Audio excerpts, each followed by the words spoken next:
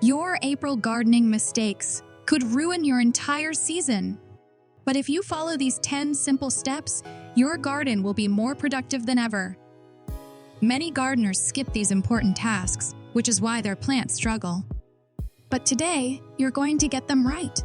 I've helped thousands of gardeners turn their backyards into thriving green spaces, and now I'm sharing my personal April gardening checklist with you. Whether you grow vegetables, flowers, or herbs, these steps will help your garden flourish. If you want strong plants, big harvests, and a garden that makes your neighbors stop and stare, stick around till the end. The final task on this list saved my garden from disaster last year. You don't want to miss it? Let's get started with step 1.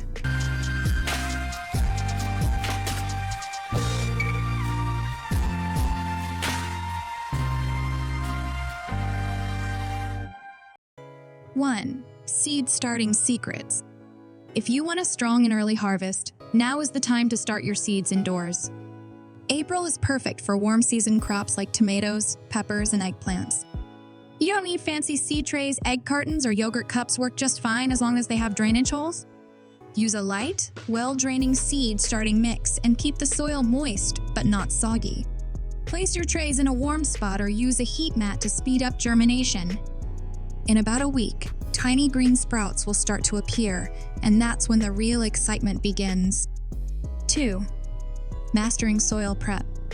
Healthy plants start with healthy soil. After a long winter, your soil is depleted and needs a nutrient boost before planting. The best way to enrich it? Add 2 inches of compost. This improves soil structure, increases nutrients, and helps retain moisture. If you have access to aged manure, mix it in as well, but avoid fresh manure, as it's too strong and can burn your plants. Once you spread the compost, lightly rake it into the topsoil. This simple step lays the groundwork for a thriving garden all season long. 3. Cool weather planting. April's cool temperatures are perfect for certain crops. Lettuce, spinach, peas, and radishes thrive in this weather, so plant them now. Don't plant everything at once, space out your plantings every 2 weeks. This way, you'll avoid an overwhelming harvest and enjoy fresh produce for weeks. Simply press the seeds into the soil, cover lightly, and water gently. These crops grow fast, and in just a few weeks, you'll be picking fresh greens straight from your garden. Most gardeners stop here thinking they're done, but that's a big mistake. The next 4 steps separate casual gardeners from experts. If you want a garden that grows faster, stays healthier, and produces more, keep going. Let's move on. This is where your plants get serious. 4. Warm season countdown. Excited to plant summer crops like tomatoes, cucumbers, and beans? Hold on! These plants can't handle cold nights, so timing is everything. Check your local last frost date. Once that passes, it's game on. To give your seedlings a strong start, begin hardening them off now. Take them outside for a few hours each day, gradually increasing the time. This helps them adjust to outdoor conditions, making them tougher and less likely to go into shock when you finally plant them in the ground. 5. Smart watering. The biggest watering mistake gardeners make? Watering too lightly. A little sprinkle here and there does nothing for your plants. Instead, water deeply 2 to 3 times a week to encourage strong root growth. Deep roots make plants more drought-resistant, which means healthier, stronger crops. The best time to water is early morning before the sun gets too hot. And if you're using a hose, always water at the base. Wet leaves can lead to disease. A simple shift in your watering routine can make a huge difference. 6. Weed control made easy. If you don't stop weeds now, they'll take over your garden later. The easiest way to keep them under control? Mulch. Cover your soil with straw, wood chips, or even grass clippings to block weeds before they start. Want an extra trick? Lay down cardboard or newspaper first, then add mulch on top.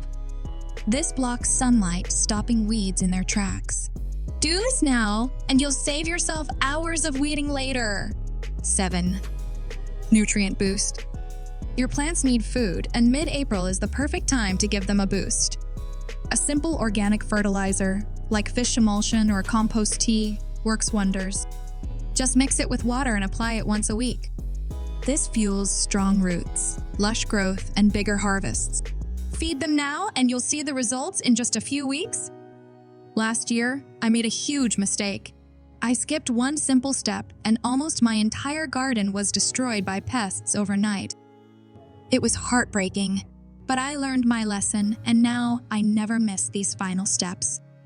If you want to protect your plants and get the best harvest possible, you need to do this before it's too late. 8. Pest Patrol.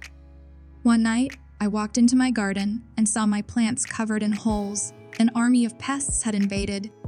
I knew I had to act fast. The best way to stop this from happening? A simple, natural pesticide. Mix 1 teaspoon of neem oil with 1 quart of water and spray it on your plants every week. This keeps aphids, caterpillars, and other pests away without harming your garden. Trust me, staying ahead of pests now will save you a lot of trouble later. 9. Pollinator Party. No bees, no harvest. It's that simple. If you want more fruits and veggies, you need to attract pollinators. The best way? Plant flowers like marigolds, lavender, and sunflowers nearby. These bring in bees, butterflies, and other helpful insects that will naturally boost your yields.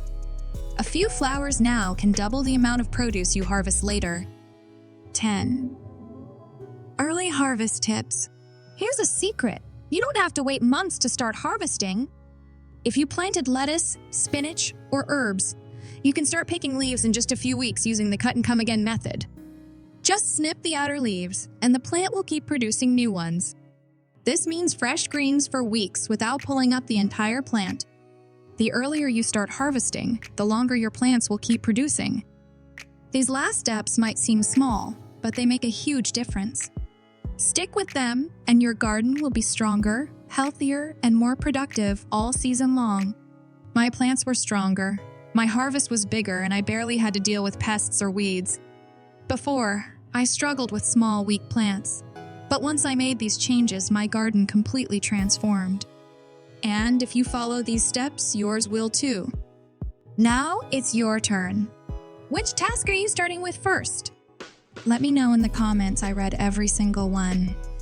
And don't forget to grab your free printable checklist at the link below so you can follow along all month long. If you found this helpful, hit that subscribe button because next week, I'm covering May gardening mistakes to avoid. You won't want to miss it. See you in the next video, and happy gardening!